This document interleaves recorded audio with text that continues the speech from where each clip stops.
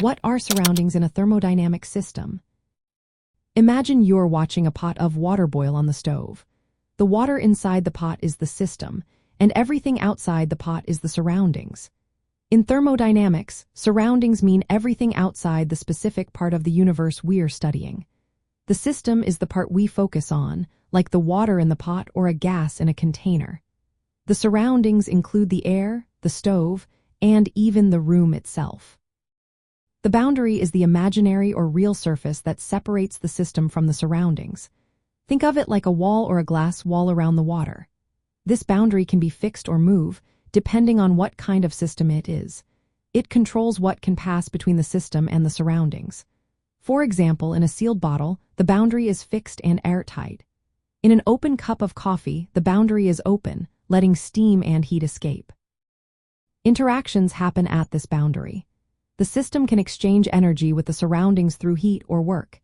Heat is energy transferred because of temperature differences. Work involves energy transfer through force or movement, like pushing a piston. The system can also exchange matter with the surroundings in some cases. For example, in a chemical reaction in a beaker, substances can enter or leave the system. There are different types of systems based on how they interact with their surroundings. A closed system does not allow matter to cross its boundary but can exchange energy. Think of a sealed container that heats up or cools down. An open system freely exchanges both energy and matter, like a boiling pot with steam escaping.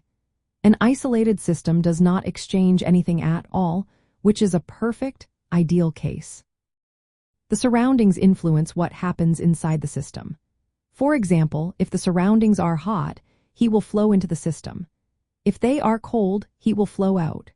This exchange affects how the system behaves and changes over time.